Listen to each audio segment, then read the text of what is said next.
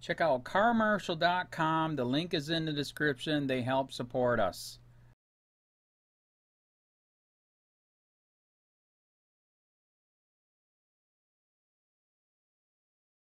Bombshell, WikiLeaks publishes CIA hacking tool designed to impersonate Russia's Kaspersky lab. Written by Tyler Durden, Thursday, November 9, 2017. On September 18, the U.S. Senate voted to ban the use of products from the Moscow-based cybersecurity firm Kaspersky Lab by the federal government, citing national security risk. The vote was included as an amendment to an annual defense policy spending bill approved by the Senate on the same day and was written to bar the use of Kaspersky Lab software in government civilian and military agencies. Alas, according to a new revelation from WikiLeaks this morning, any perceived national security risk from Kaspersky could have resulted from the fact that the CIA specifically designed hacking software, codenamed Hive, which intentionally impersonated the Russian cybersecurity firm so that if the target organization looks at the network traffic coming out of its network, it is likely to misattribute the CIA exfiltration of data to uninvolved entities whose identities have been impersonated. Here's a summary of the hacking tool posted by WikiLeaks. Today, November 9, 2017, WikiLeaks publishes the source code and development logs to Hive, a major component of the CIA infrastructure to control its malware. Hive solves a critical problem for the malware operators at the CIA. Even the most sophisticated malware implant on a target computer is useless if there is no way for it to communicate with its operators in a secure manner that does not draw attention. Using Hive, even if an implant is discovered on a target computer, attributing it to the CIA is difficult by just looking at the communication of the malware with other servers on the internet. Hive provides a covert communications platform for a whole range of CIA malware to send exfiltrated information to CIA servers and to receive new instructions from operators at the CIA. The cover domain delivers innocent content if somebody browses it by chance. A visitor will not suspect that it is anything else but a normal website. The only peculiarity is not visible to non-technical users, a HTTPS server option that is not widely used, optional client authentication. But Hive uses the uncommon optional client authentication so that the user browsing the website is not required to authenticate, it is optional. But implants talking to Hive do authenticate themselves and can therefore be detected by the bot server. Traffic from implants is sent to an implant operator management gateway called Honeycomb, see graphic above, while all other traffic go to a cover server that delivers the insuspicious content for all other users. Digital certificates for the authentication of implants are generated by the CIA impersonating existing entities. The three examples included in the source code build a fake certificate for the antivirus company Kaspersky Laboratory, Moscow pretending to be signed by Thought Premium Server CA, Cape Town. In this way, if the target organization looks at the network traffic coming out of its network, it is likely to misattribute the CIA exfiltration of data to uninvolved entities whose identities have been impersonated. Of course, Kaspersky Lab has been producing antivirus software for 20 years and boasts 400 million customers around the world.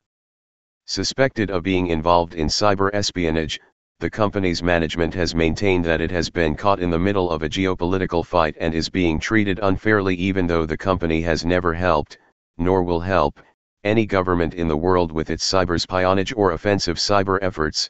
This new WikiLeaks revelation would seemingly lend some credence to Kaspersky's conclusion.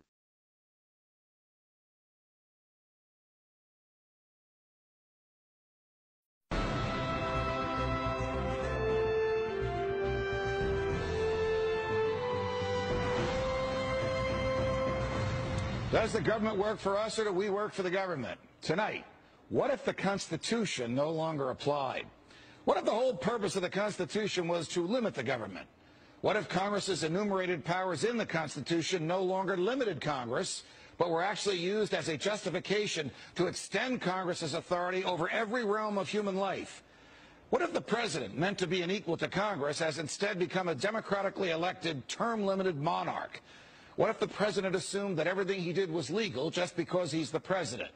What if he could interrupt your regularly scheduled radio and TV programming for a special message from him? What if he could declare war on his own? What if he could read your emails and your texts without a search warrant? What if he could kill you without warning?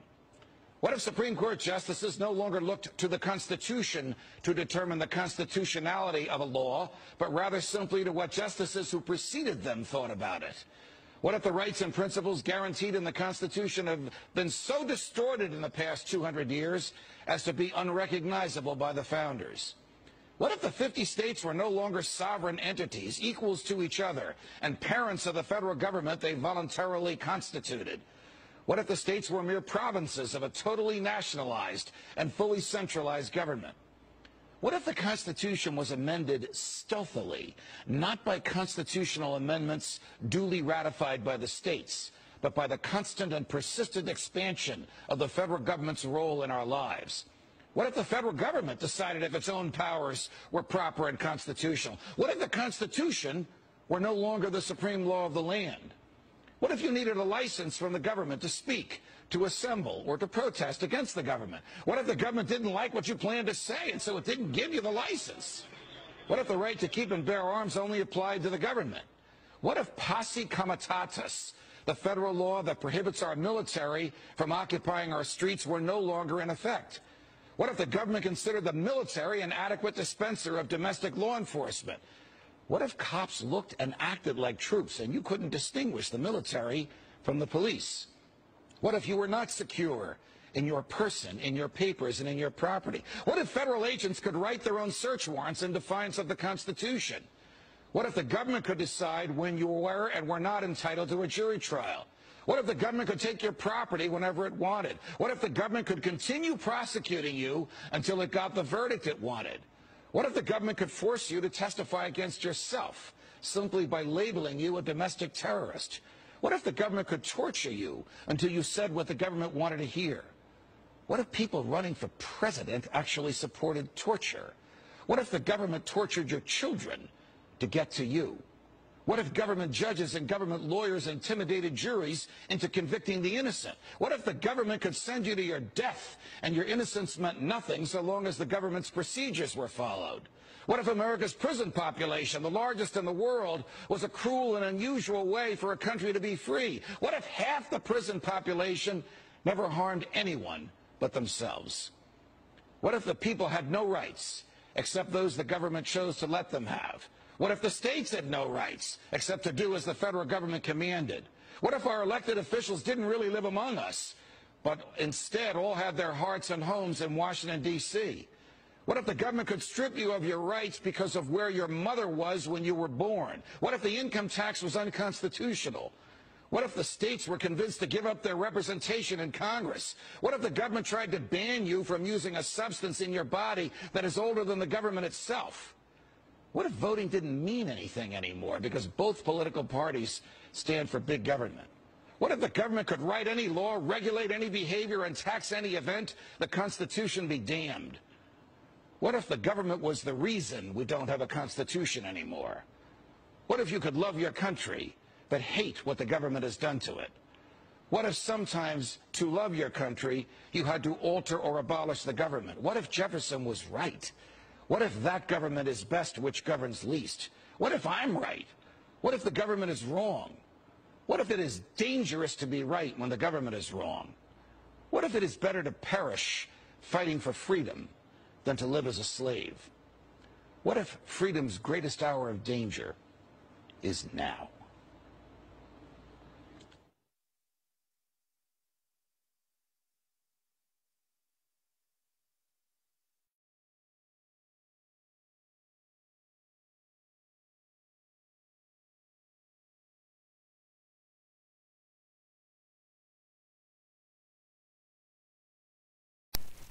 Hey Charlotte County, this is Charlotte County COPWATCH, and I found that I had to make a change this ending on my videos, letting you know about the channel and fair use laws, you know, how we can report on other people's reporting and how it's good, how it's bad, etc. But you guys can look it up yourself. It is legal. It's in there. But like I've told you before, that I've been cut off from making money on YouTube for 4 years. It's really weird, bizarre, but they cut the money off, but they said you can keep the channel, and now YouTube makes all the money. And if you get bored, plug it into Social Blade website, and you'll see that they are making a huge amount off the site. Right now it's at 63 million views, 53,000 subscribers, almost 3 million views a month. You know, trying to wake people up, and I make nothing. In fact, I got a customer that's ex-congressman. He said if I could ever find a lawyer, sue YouTube on it. But because this is nuts, 4 hours a day, and to save America. You know, but at the same time, it's worth it. Look at what our founding fathers did. They died for this country. So, but getting back to the money part, this is why I'm redoing the video. Is my dream of everyone giving $1, and it's going to be $53,000 a year, or if they did Patreon, which you know, can be monthly. That is not working. That'd be great if it did. Nothing is perfect. And I appreciate the people that do donate, you know, what they can on PayPal. And there again, I'm letting you guys know that is not much. Is, you know, monthly is, oh my god. So anyways, yes, you cannot live on it. It's very, very, very low amount. But the dollar things, I do appreciate that. But when I first said everybody give $1, that's not working. I'm just letting you guys know it's, yeah, that's that dream. Everybody gives $1. 53,000 subscribers, it's not working. So, yes, if you can give more than that, you know, I appreciate it. Like I said, you know, I'm in a unique situation where, you know, we're already debt free, and I'm not rich, but with the little business that we have, I am able to do what I am able to do 45 hours a day, you know, letting you guys know what's going on. In 4 years, I've did the whole thing myself, 12,000 videos on there. I literally get emails where people are like, holy crap, I never knew it was this bad. And it is this bad, and it's getting worse every day because we have the internet, we have cell phones, we have cameras everywhere now, and it's just disgusting what's going on. And then, as you guys know too, now we got Trump, we got Jeff Sessions doing a war on drugs, and now he wants to go after the forfeiture laws again. It's just unfreaking real. So if you can give more than that dream of everybody giving $1, yeah, that old video, that's not working. They're not, they're just not. So anyways, if you can give more than that dream is not working. Hardly anybody is giving. There you go. So that's why I'm remaking the video. If you can give more than that, that would be great. And there again, like I said, the Patreon's there. There is some people on there that are starting to give, but there again, it's very, very low. And like I said, I don't want to get rich off of that. I'm going to keep doing what I'm doing because, you know, it's still so stinking corrupt. It's not even funny. My court case that I'm going to be paying out of my pocket myself with Charlotte County's coming up. They illegally looked me up and then posted all my information on LEOAFFAIRS website. They basically doxed me, however you want to say that. I forget what the word is, and they outed me, man. And that information on that site went out to 500 sheriffs, deputies, people that work at the jail, etc., etc., etc. So, yeah, it is very, very scary, but we're going to do a federal case, 1983 case, violating freedom of speech. We have 17 cameras in the house now. We got 2 cameras in the car. I always carry a camera plus a cell phone. A lot of people are highly recommending I get a vest now. If I could, if the wife would let me, I would run for sheriff. We are trying to push the thing nationwide right now, where just to mix it up and to get the topics out there is register to run for sheriff, NPA, no party affiliation, as a write-in, and that is completely free, and you can participate in the elections. And there's a lot of stuff. We got a guy, James McLinnis in Pinellas County, Tampa, who almost won. He experienced the corruption himself. The story is unbelievable. Look him up. It's mind-blowing what they did. It pissed him off. He is very, very smart. He has way more money than I did. He ran for sheriff at the last 3 months last year in 2016 and almost won. He got all of the black vote. And the reason why he did that is because he ran on, I will not bust, we're in Florida, I will not bust anybody for weed anymore unless it's an ungodly huge amount, like pounds. And then he also ran on no more victimless crimes, no more of this freaking road pirate bull crap. And then he was going to cut the budget by 30%. And when you think about that, you can. If you stop the road pirates, you can get rid of a bunch of people. Gone. So, the wife has been saying, yes, I can, yes, I can't. So I don't know. We're trying to find somebody that can do it because I am busy doing this anyways. But, so I'm making a video, like I said, that $1 a month from everybody, you know, for 53,000 subscribers, that is not working. I'm just letting you guys know. Absolutely give way more than $1 a month. If you can, I appreciate anything. By the way, remember, too, when you give that, PayPal takes like freaking 15 to 20%, so it's even worse than that. But, and there again, like I'm letting you guys know, it's way, what I get is very, very low. Appreciate it. But it is very, very low. Can't live on it. I'm just, you know, I'm working, and that's what I'm working on. And that court case is going to cost a buttload of money. That's federal court. Just the filing fees and the depositions that we're going to be doing with this corrupt cop. So there's another reason to give.